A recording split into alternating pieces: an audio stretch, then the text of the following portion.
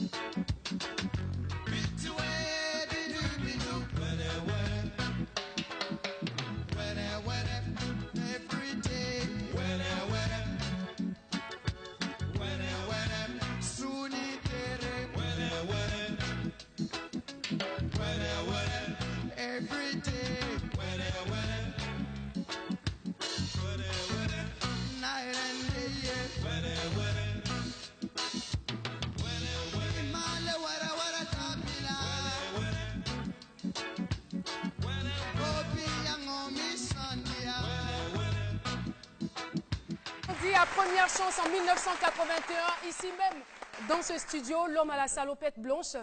Voilà, je ne dirai pas tout, hein. Moi je ne dévoile pas les secrets. J'ai vu que vous aviez les yeux larmoyants et vous avez changé de paire de lunettes. Qu'est-ce que ça vous ramène, cette vidéo? C'est mes yeux qui me font mal. Oui, bien sûr.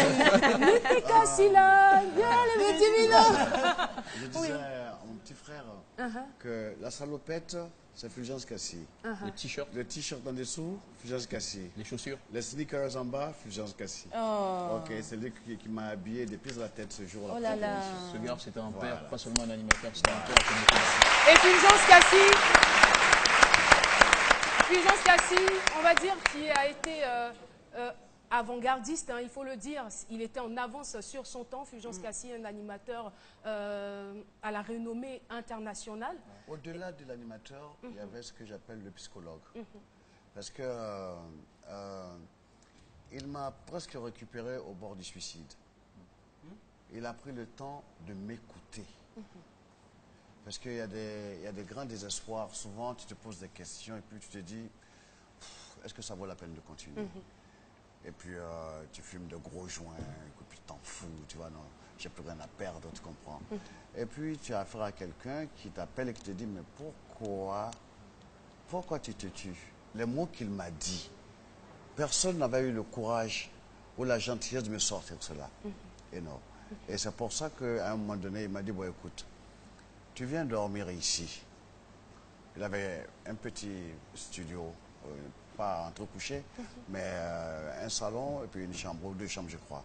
Et moi, je dormais dans le divan parce qu'il y avait la musique qui était là et j'écoutais la musique. Donc, Ful, pour moi, au-delà de l'ami, au-delà de l'animateur, c'était un grand médecin.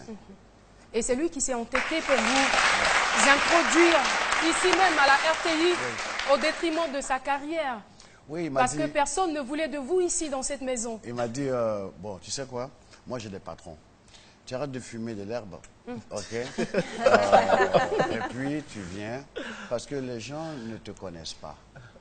Puisque tu ne t'habilles pas en costard, tout et tout. Donc ici, on juge très souvent les gens par l'apparence. Tout à fait. Ils n'ont jamais le temps de te découvrir. Donc tu me rends un service, tu ne fumes plus. Et des fois, quand j'allais au Bracodibar à Djamé, quand on partait fumer, que j'arrivais chez lui, il me dit, tu as les yeux rouges là.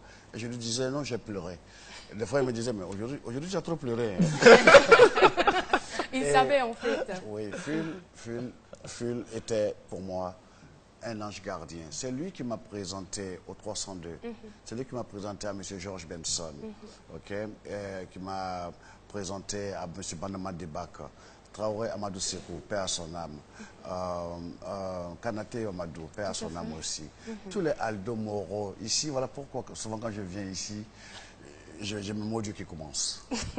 Vraiment, on n'a pas le remède, mais nous ici, on ne fait qu'amplifier les mots Dieu. Voilà. Alors, nous allons vous permettre de voir une autre vidéo. Ok. Regardons ensemble, c'est une surprise. Tears in my heart. Dreadful night, dreadful day, dreadful morning. So sad to see a sunrise die.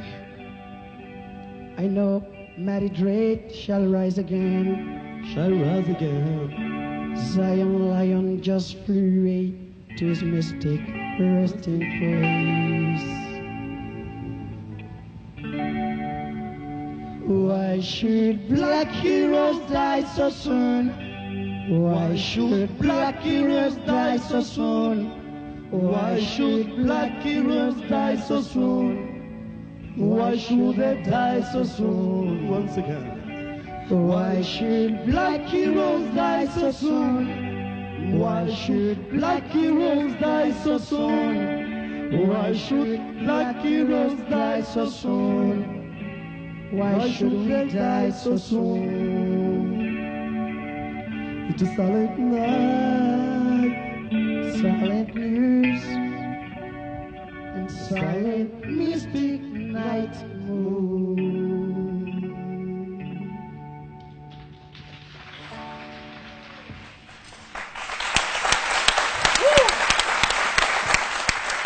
C'était donc le duo Fulgence Cassie à RFK Show, Fulgence Cassie, Alpha Blondy. Qu'est-ce que ça vous ramène, cette vidéo? C'était l'anniversaire de la mort de Bob Marley. Et cette chanson, je l'avais écrite quand j'étais en Jamaïque, où j'ai dormi sur la terrasse du mausolée de Bob Marley, à 9 Miles. Et puis j'ai écrit cette chanson cette nuit. J'ai fait ces 48 heures, deux jours là-bas. Et quand je suis venu, je lui ai montré ce que j'avais écrit. Et pour l'anniversaire de la mort de Bob, il dit qu'il veut la chanter avec moi. Ok. Mais ce que je voudrais aussi que les gens sachent, la chanson « Ça me fait si mal, si mal ». Fulgence Cassie a écrit la moitié avec moi. Ah d'accord. Ok. Les foyers de tension se multiplient, les orphelins se multiplient, les guerres s'amplifient. C'est Fulgence Cassie. Et la chanson Miwa, moi je l'avais faite en Djoula. Et puis, comme il y avait déjà trop de chansons en Djoula, donc un jour je l'ai chanté, j'ai dit, papa, je veux qu'on fasse une version en baoulé. Mais comme mon baoulé n'est pas très académique, je souhaiterais que tu fasses cette traduction. Donc c'est Fulgence Cassie qui a traduit la chanson Nedeno, c'est-à-dire Moua. Fulgence Cassie jouait de la guitare. Moi, je n'ai jamais su jouer d'un instrument. Donc, chez lui, il prenait la guitare et puis moi, je sortais mes chansons et puis on les chantait ensemble. Voilà pourquoi... Ça ira, ça ira. Applaudissements pour Alpha.